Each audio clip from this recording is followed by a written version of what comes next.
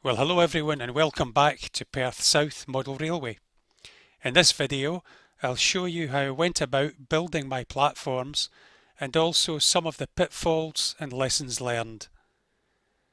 My starting point was to look at the real platforms at Perth as they were in the 1960s. These were brick built in a dark red, almost black colour, though the black was most probably just dirt that's built up over the years. They had very large, narrow platform edge copes and no corbelling between the platform walls and the copes. The platform surface appears to have been a granolithic concrete screed, and this construction seems to date from the rebuilding and enlargement of Perth Station in the 1880s. By the 1960s, a few copes had been replaced, and there were some patches to the concrete, but it was still largely the construction of the 1880s.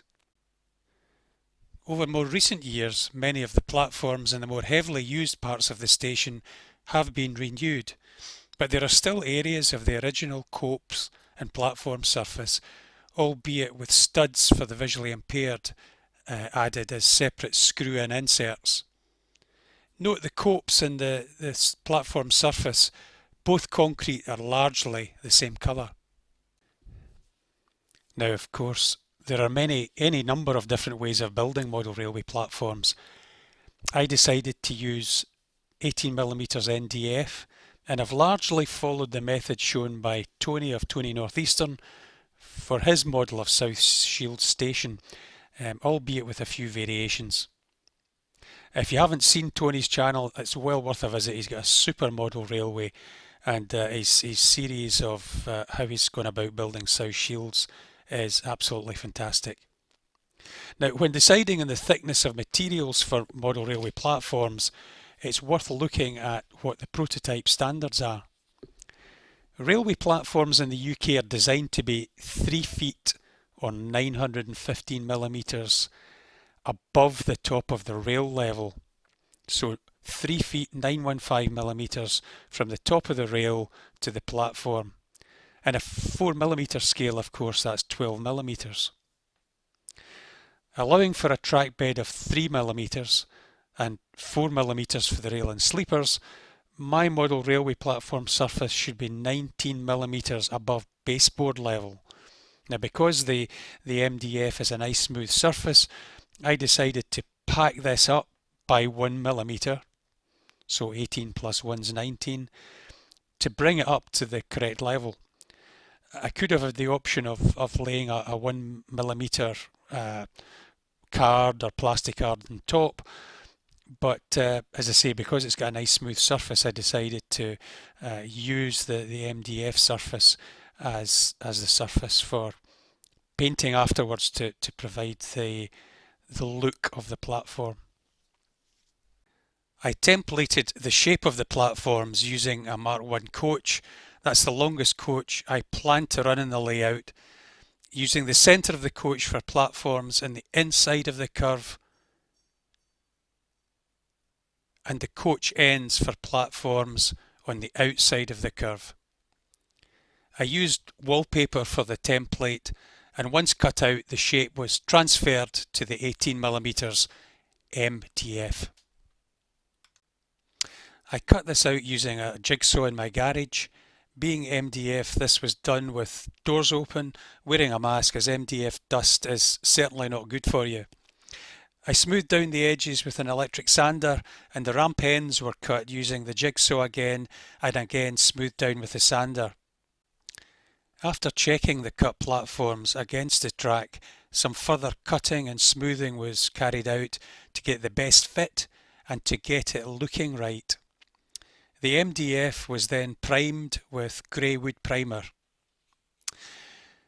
The next stage was to add a strip to the edge of the platforms to represent the slight overhang of the copes. Some platforms have corbelling between the platform wall and the cope, but Perth Station did not have that. The strips were cut 2mm wide from 1mm thick card and stuck with PVA glue to the MDF.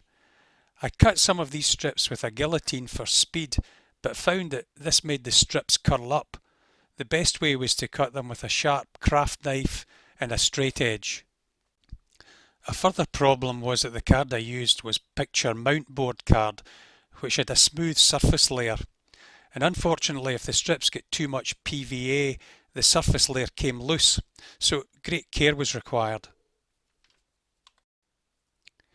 Next was to fit a representation of the copes. Now Tony Northeastern used strips of ordinary paper for this, and I decided to do the same. I made out A4 sheets of paper with the size of the Perth station copes, cut them out and stuck them down with MDF. But right away I started having problems with the paper expanding and curling up at the edges. This got worse as I started painting the platforms. And then when the paint was completely dry, I found I wasn't happy with the resulting paint scheme. I'd mixed some white emulsion into the wood primer paint, but ended up with too light a colour and the emulsion wasn't mixing well with the primer. It looked so bad I decided to scrape the paper off and use thin 10 thou plasticard instead, and repaint with a better colour match. The plasticard copes worked well. I left the plasticard in strips scored with a knife to represent cope joints, but in the curved platforms individual copes were cut out and glued down. So far as colour was concerned, I carried out some experimentation and trials on a spare piece of platform, and I then repainted the platforms with the grey primer mixed with only a small amount of white. After rubbing down, I marked cope joints with a sharp black pencil and also drew out a checkered pattern on the platform surface representing the 10 foot by 10 foot panels of screeded concrete. The surface was then weathered with a black wash, which was dabbled on and then wiped off with a paper towel. It's not perfect, but at normal viewing distance it gives a reasonable impression of old patterned concrete. I could do more by way of weathering, in particular some cracks and patch repairs, but I've decided I've spent enough time on it for now. The brickwork on the platforms at Perth are built from dirty dark brown bricks in Flemish bond. I looked at various options for using plasticard or brick paper and decided to use the Scale Scenes dark brown brick as a very close match to Perth. These were printed out in thick paper and stuck to the platform edges with PVA, occasionally using track pins to hold the ends in place in the curved sections. Next, I painted on the white lines at the platform edge.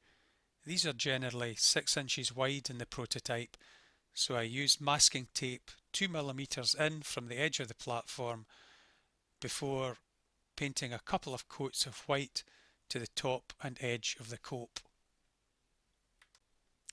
Finally, I fixed the platforms in place. First of all, placing some 1 mm pads to lift the platforms up to the right level. I've drilled holes in the baseboard and then weighed down the platforms and inserted screws from under the baseboard up into the platforms. Before doing this, of course, I took care to check the position of each platform for clearance to locos and coaching stock. There are some joints visible between the various parts of the platform. Some of these are inevitable in the lifting sections, and other parts are designed to be removable for maintenance, but most of these will be covered by buildings, other platform scenery, or be otherwise further weathered. So that's my platforms.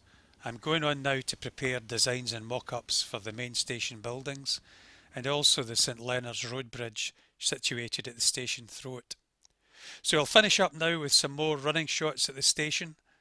Thanks for watching and see you next time.